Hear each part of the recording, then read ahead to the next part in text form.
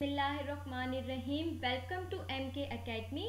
Limit से related previous lectures का link description में गिवन है। In this video we will discuss the functions for which we can evaluate the limits by direct substitution.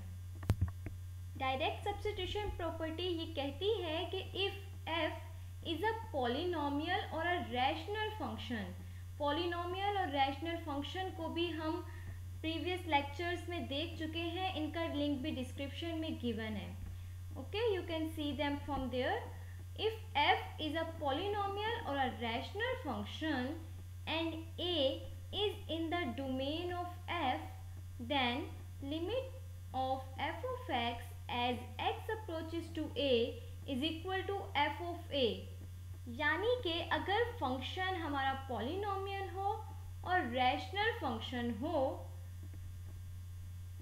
और मज़ीद ये कि जो a है जिस पे हमने लिमिट कंप्यूट करनी है, जिस पॉइंट पे, वो फंक्शन की डोमेन में शामिल हो। पॉलिनोमियल्स के लिए तो ऑल रियल नंबर्स डोमेन होते हैं, जबकि रैशनल फंक्शन में हम डिनोमिनेटर को देखेंगे कि डिनोमिनेटर में a ज़ीरो तो नहीं बना रहा a। क्या रैशनल फंक्शन के लिए हम चेक करेंगे कि a जो है फंक्शन की डोमेन में शामिल है या नहीं है। ओके, तो ऐसे ये दोनों फंक्शंस जब इन दोनों फंक्शंस पे हमें लिमिट कंप्यूट करनी हो तो हम डायरेक्ट x की जगह a पुट करके लिमिट निकाल लेते हैं। आगे चल के हम देखेंगे कि ऐसे फंक्शंस जिनमें हम डायरेक्ट सब्स्टिट्यूशन से लिमिट निकालते हैं उनको हम कॉन्टिन्यूस फंक्शन भी कहते हैं। ओके, एग्जाम्पल देखिए, 3x की power 4 plus 2x square minus x plus 1, this is a polynomial function और हमने इस पे लिमिट निकालनी है एज x अप्रोचेस टू -2। जब आपको पता है ये पॉलिनोमियल फंक्शन है तो हम इसके x की जगह -2 डायरेक्ट पुट करेंगे विच इज़ 59। ओके, इधर भी आप देखें ये जो 2 है वो इस फंक्शन की डोमेन में शामिल है, क्योंकि अगर हम डिनोमिनेटर में 2 पुट करेंगे तो 12 आंसर देगा, 0 आंसर नहीं देगा।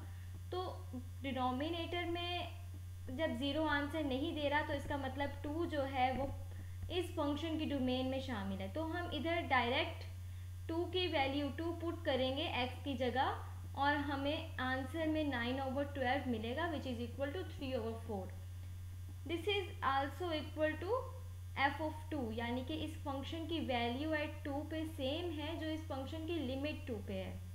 ओके, अब अगर जिस पे हमने लिमिट कंप्यूट करनी है वो फंक्शन की डोमेन में शामिल ना हो, तब एक इंटरेस्टिंग बात यहाँ आपको देखने को मिलेगी। देखिए, जब हम ये दो फंक्शंस लिखते हैं x square plus x minus 6 over x minus 2 is equal to x plus 3, यानी कि ये दो फंक्शंस जो हैं, एक लेफ्ट हैंड साइड पे और राइट हैंड साइड पे, ये दो अलग अलग फंक्शन है, ये इक्वल नहीं है।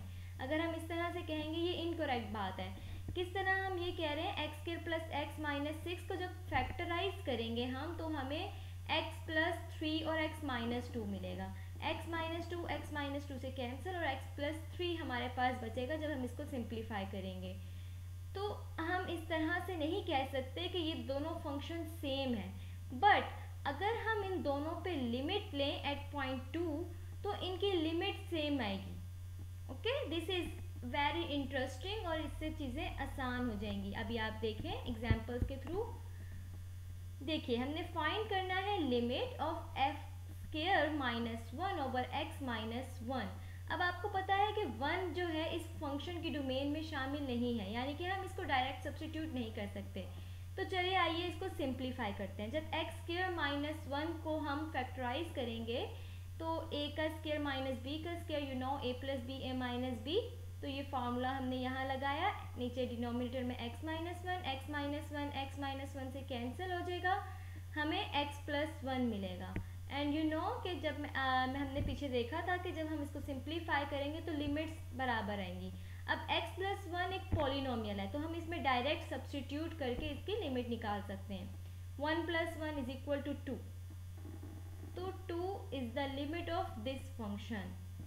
ओके, इसी तरह आप यहाँ ग्राफ में देखिए, जब हम एफ ऑफ एक्स का ग्राफ बनाएंगे, क्योंकि 2 तो फंक्शन की डोमेन में शामिल नहीं था, इसलिए 2 पे होल आया, ओके, सॉरी 1 इस फंक्शन के डोमेन में शामिल नहीं था, इसलिए 1 पे होल आया। लेकिन जो आप देखिए जो फंक्शन की लिमिट बन रही है फ्रॉम लेफ्ट साइड और फ्रॉम राइट साइड, दोनों साइड से फंक्शन की लिमिट 2 ही बन रही है। इसी तरह एक और एग्जांपल देखते हैं, 3 प्लस एच का स्क्वायर माइनस 9 ओवर एच। इसकी हमने लिमिट निकालनी है एट एच अप्रोचेस टू 0। तो अगर हम यहाँ h को 0 पुट करेंगे तो आप देखिए कि डिनोमिनेटर में 0 यानी कि h इज इक्वल टू 0 इसकी फंक्शन की डोमेन में शामिल नहीं है।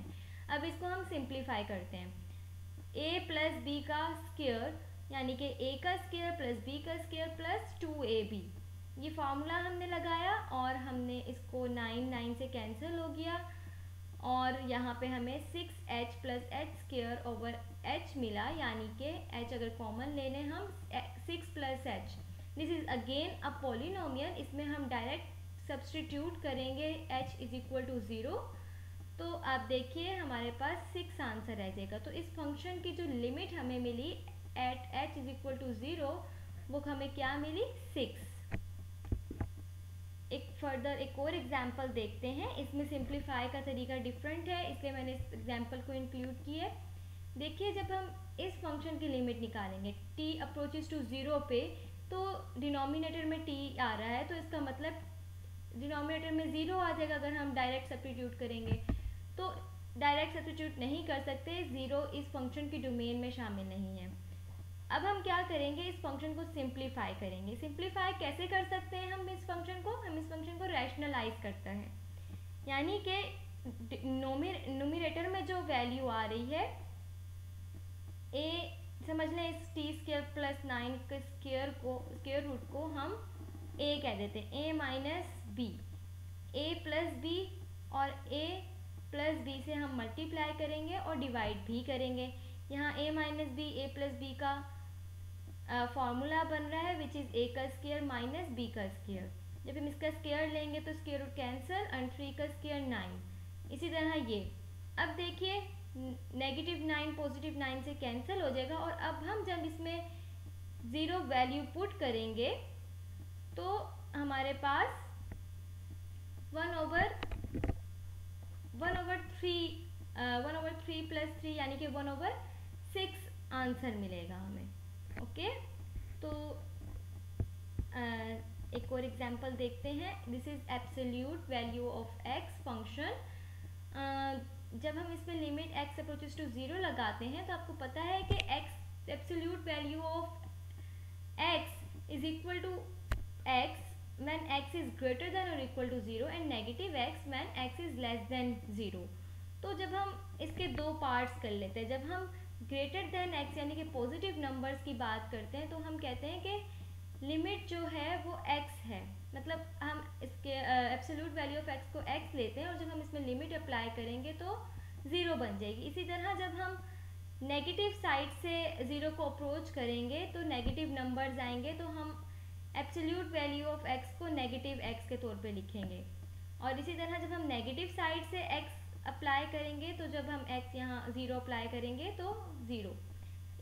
लेफ्ट हैंड साइड लिमिट और राइट हैंड साइड लिमिट दोनों हमारे पास 0 आई हैं, तो इसका मतलब कि फंक्शन की limit at x approaches to 0 है।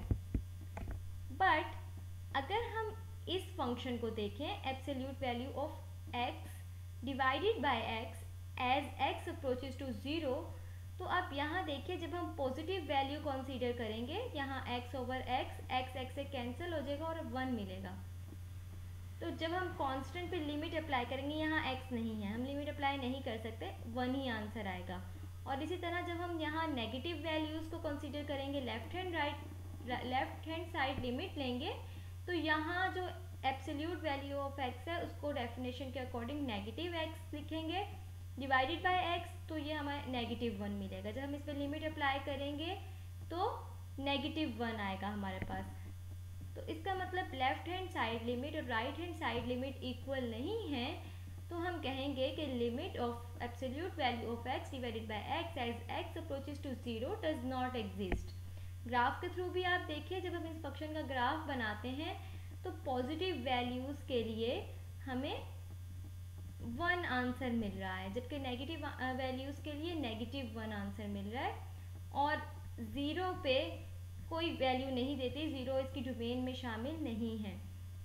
ओके, तो आप देखिए जब हम राइट साइड से ज़ीरो को अप्रोच करेंगे तो हमें लिमिट 1 मिल रही है, जब हम लेफ़्ट साइड से ज़ीरो को अप्रोच करेंगे तो लिमिट -1 मिल रही है।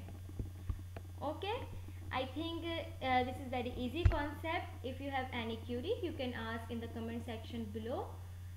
Don't forget to like, share and subscribe our channel. Thank you very much.